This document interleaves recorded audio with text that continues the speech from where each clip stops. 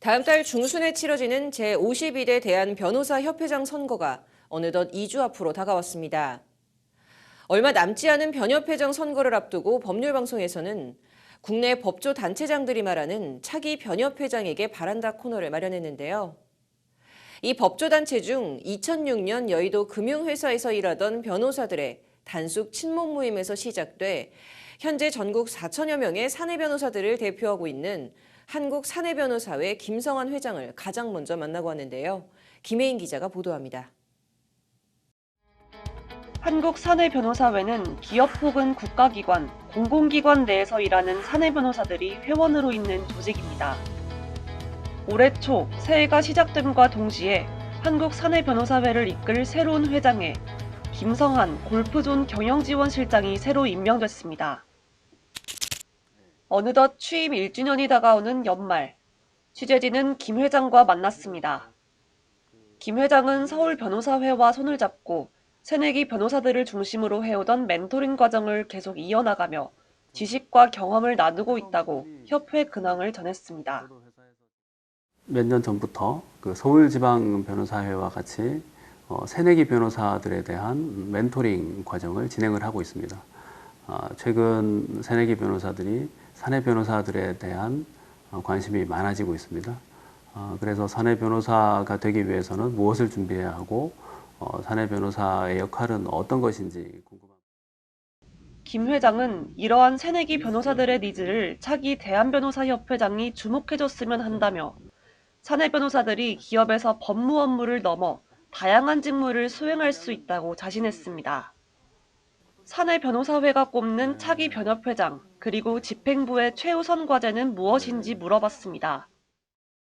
김 회장은 먼저 비밀유지권 입법을 꼽았습니다. 비밀유지권이란 변호사와 의뢰인 간 상담이나 조언 내용을 비밀로 지켜 헌법상 공정한 재판을 받을 권리를 보장하는 것을 말합니다. 하지만 현행 변호사법은 변호사의 비밀유지 의무는 규정하고 있지만 권리는 규정하고 있지 않다는 점이 법조계 지적입니다.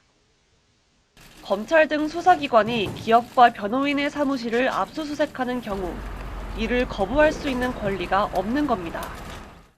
김 회장은 또 사내변호사 인증제도를 도입해 대한변협이 사내변호사를 전문 분야로서 인증해줬으면 한다고 주문했습니다.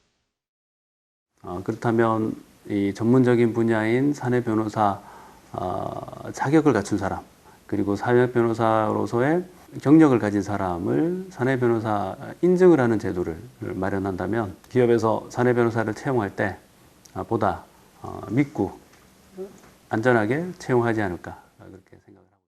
사내 변호사들이 기업에서 ESG를 담당하도록 변협 차원에서 제도적 노력을 기울여줬으면 한다고도 김 회장은 제언했습니다.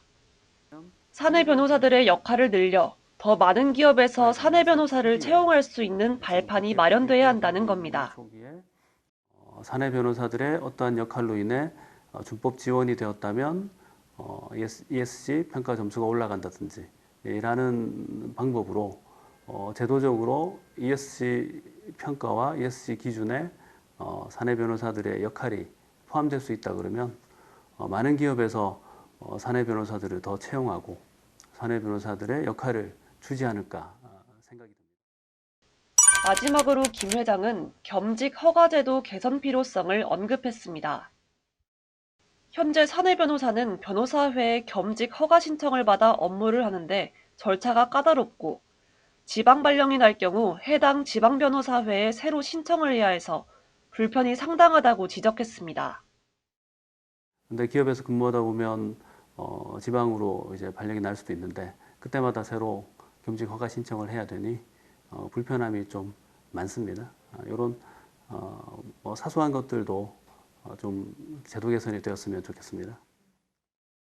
그렇게 제도적 측면을 나열하던 김 회장은 차기 변협회장에게 가장 필요한 것은 소통임을 강조하며 인터뷰를 가름했습니다. 외부적으로는 입법화를 위해 정부 부처, 국회와 합의 과정을 거치고 내부적으로는 다양한 회원들의 이해관계를 조정하고 동리를 증진하는 역할을 하자는 이유에서입니다. 대한 변호사회와 각 지방 변호사회 변호사와 같이 협력하여 어떤 과제를 설정하고 그런 여러 가지 역할을 같이 분담해서 수행하면 좋은 결과가 많이 나올 것 같습니다. 법률방송 김혜인입니다.